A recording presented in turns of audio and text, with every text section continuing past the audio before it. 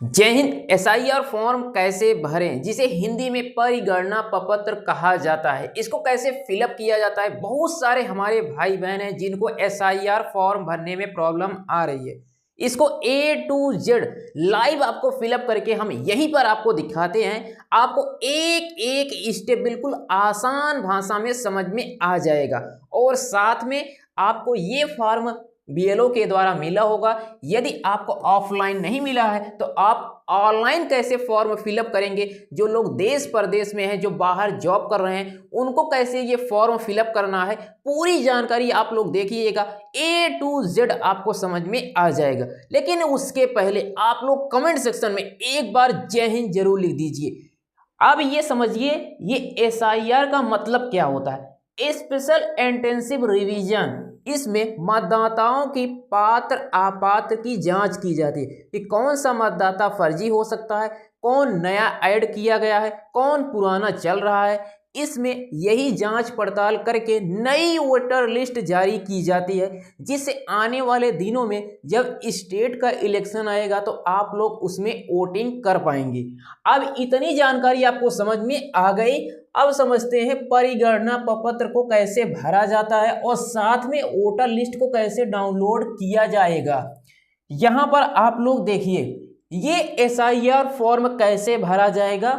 ये पहले ऑनलाइन का देख लीजिए। जो लोग अभी बाहर रह रहे हैं तो उनके लिए ये काम का है। तो आप लोग समझिए, सबसे पहले तो आपको इलेक्शन कमीशन की वेबसाइट पर चले आना है। अगर आपके यहाँ बीएलओ मिस है तो आपको सबसे पहले ये लिंक आप लोग देख लीजिए, नीचे डिस्क्रिप्शन में भी दे दिया गया है। यहाँ से आप डायरेक्ट क्लिक करके आप इलेक्शन कमीशन की वेबसाइट पर पहुंच जाएंगे। तो ये लिंक है वोटर्स डॉट ये ECI election commission of India .gov.in। इस पर आपको क्लिक करना है। जैसे ही आप क्लिक करते हैं तो आपको लॉगिन कर लेना है। लॉगिन ये इपिक नंबर से या फिर रजिस्टर्ड मोबाइल नंबर से, आप अपना जो मोबाइल नंबर रजिस्टर्ड किए हैं उससे OTP डाल दीजिएगा। उसके बाद आपको फॉर्म इनुमेरेशन फॉर्म का ऑप्शन दिखिएगा, एसआईआर फॉर्म जिसे कहा जाता है, इस पर क्लिक कर देना है। उसके बाद मांगी गई जानकारी, जो डिटेल्स मांगी जाए, उसको सबमिट करने के बाद आपको साथ में दस्तावेज को लगा देना है। उसके बाद आपको ई साइन आधार से या OTP के द्वारा आपको इसमें सबमिट कर देना है। सबमिट करने के बाद आप अपना रसीद वहीं से डाउनलोड कर लीजिएगा। डाउनलोड करने के बाद online form draft list check करने और क्लेम ऑब्जेक्शन के लिए भी इस्तेमाल होता है। तो ये प्रोसेस है ऑनलाइन का। यहाँ पर इपिक नंबर जो ऊपर दिया होता है तो उसको आप अगर नहीं जानते हैं तो मोबाइल नंबर से आप लॉगिन कर लीजिएगा। अब ऑफलाइन का समझते हैं कैसे आपको एसआईआर फॉर्म ऑफलाइन भरना है।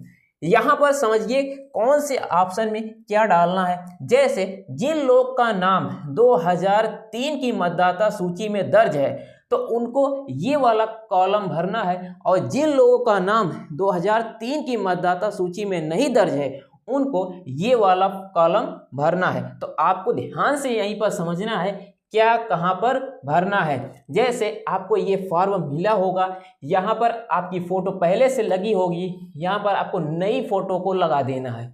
यहाँ पर नई फोटो लगा दीजिएगा और यहीं पर EPIC इपिक नंबर आपका दिया गया है और इतना सब कुछ आपका पहले से भरा होगा। यहाँ पर आपको अपनी डेट ऑफ बर्थ भर देना है। उसके बाद आधार कार्ड इसमें वैकल्पिक है, चाहे तो आप भर सकते हैं या फिर नहीं भर सकते हैं। मोबाइल नंबर आप लोग डाल दीजिएगा। उसके बाद अपने पिता या अभिभावक, जो आपके अभिभावक हैं, उनका नाम और उनका इपिक नंबर उनका जो गणना प्रपत्र आया है ना, तो यहाँ से आप लोग देख लीजिए ऊपर दिया गया है इपिक नंबर। यही नंबर ध्यान से यहाँ पर भर दीजिएगा। ये जब भरने के बाद आपका माता का नाम पूछा जाएगा तो माता का नाम भर दीजिएगा। माता का इपिक नंबर पूछेगा तो माता का इपिक नंबर जो गणना प्रपत्र मिला हुआ है आपको यहीं पर देखिएगा। आपको इपिक नंबर माता का, तो माता वाले से आपको नोट करके यहाँ पर डाल देना है। उसके बाद पति या पत्नी, तो आपके पास पत्नी तो है नहीं तो इसको छोड़ दीजिएगा। उसके बाद यदि है तो उनका गणना प्रपत्र से इसको नोट करके यहाँ डाल दीजिएगा। नहीं तो पत्नी या पति का नाम इपिक नंबर यदि उपलब्ध है तो डाल दीजिएगा, नहीं उपलब्ध है तो नहीं।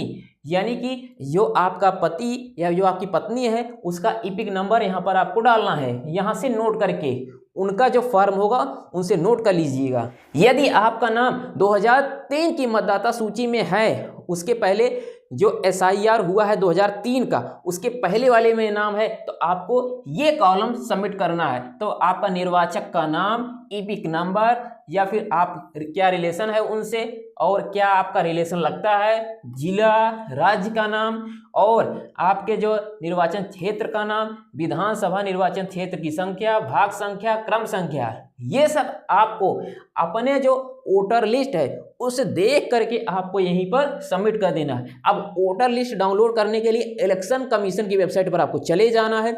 यहाँ पर सबसे पहले तो वोटर लिस्ट का ही देख लीजिए, नहीं तो आप लोग ना कंफ्यूज रहेंगे कि वोटर लिस्ट ही डाउनलोड नहीं हुआ। तो यहाँ पर कहाँ गया वोटर लिस्ट के बारे में। तो सबसे पहले वोटर लिस्ट के लिए आप लोग मतदाता सेवा पोर्टल, वोटर सर्विस पोर्टल पर आपको चले आना है। यहीं पर आने के बाद आपको सर्च करना है अपना स्टेट सेलेक्ट करना है, जिला सेलेक्ट करना, असेंबली जो आपका विधानसभा क्षेत्र है उसको, और पोलिंग बूथ उसको सिलेक्ट कर लें।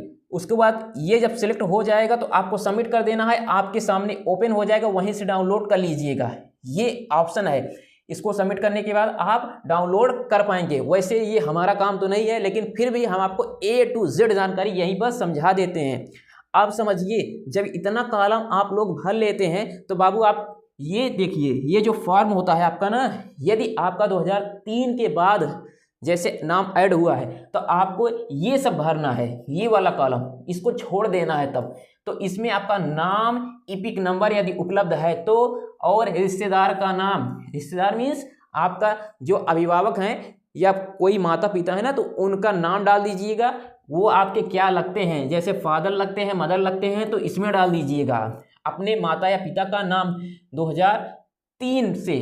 और यदि जिला है तो जिला की सूची अनुसार आपको विवरण इसमें डाल देना है आपके जिला का, और राज्य का नाम, और विधानसभा क्षेत्र आपको डाल देना है। सब कुछ आपको ऐसे करना है। और यहाँ पर भाग संख्या, क्रम संख्या, विधानसभा निर्वाचन क्षेत्र की संख्या, तो ये सब आपको वोटर लिस्ट मिलान करके आपको यहीं पर डाल देना है। उसके बाद नीचे आपको यहाँ पर साइन कर देना है अपना, और डेट लिख देनी है। उसके बाद आप ये BLO के पास ले जाएंगे तो BLO यहाँ से साइन करेगा, ये यहाँ पर सबसे नीचे।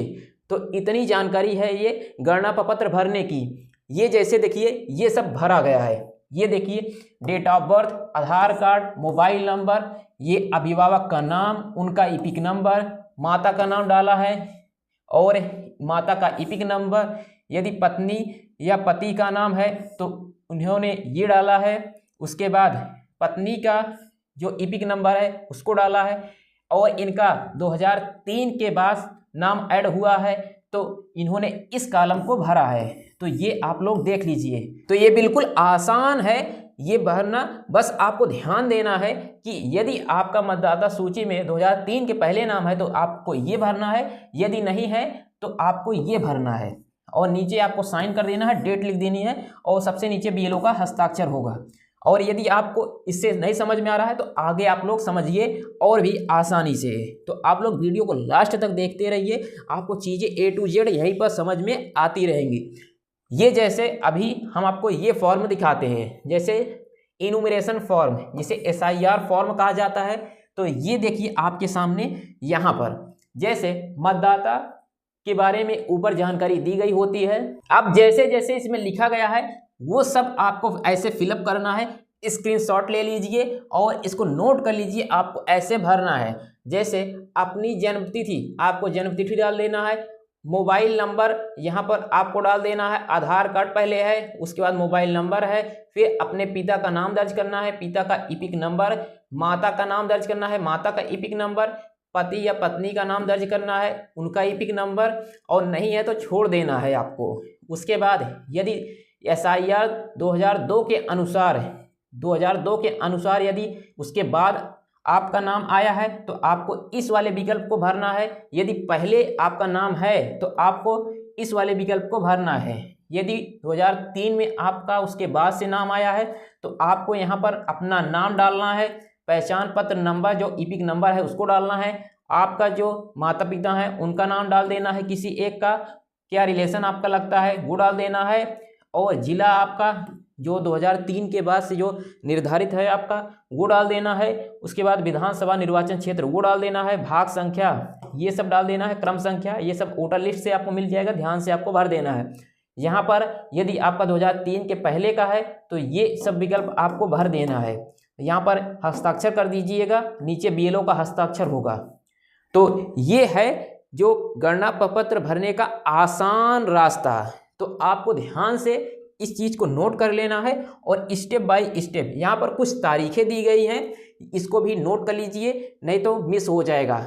जैसे घर घर सत्यापन 4 नवंबर से 4 दिसंबर तक चल रहा है। 4 दिसंबर के पहले आपको BLO के पास अपना फॉर्म ले जाकर के दे देना है।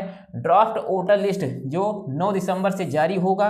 ड्राफ्ट मीन्स यदि उसमें आप आपत्ति करना चाहते हैं, किसी का नाम छूट गया है या अपना नाम देखना चाहते हैं, तो 9 दिसंबर से 8 जनवरी तक ये आप देख सकते हैं, दावा कर सकते हैं। अंतिम वोटर लिस्ट 7 फरवरी को जारी होगी और उसके बाद वोटर लिस्ट में कोई चेंज नहीं होगा।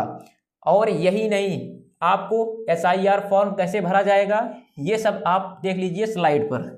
तो यहाँ पर आप लोग स्क्रीनशॉट इसका ले लीजिए और देख लीजिए, बहुत आसान है भरना। ये सब आपको ऐसे पढ़ लेना है और आपको समझ में आ गया होगा। हमने आपको लाइव आपको यहीं पर दिखा दिया है। यदि आपको और कोई प्रॉब्लम आ रही है, इससे भी ज़्यादा आपको समझ में नहीं आ रहा है और आपको लग रहा है कि हमें वोटर लिस्ट डाउनलोड करने में या फिर हमारा नाम यहाँ पर ये शो हो रहा है, तो यदि आपको और कोई प्रॉब्लम आ रही है तो नीचे कमेंट कीजिएगा। नेक्स्ट वीडियो में उसको शामिल करके एक नया वीडियो बना दिया जाएगा। आई होप ये जानकारी आपको समझ में आई होगी। मिलते हैं नेक्स्ट वीडियो के साथ एक नए टॉपिक के साथ, तब तक के लिए जय हिंद।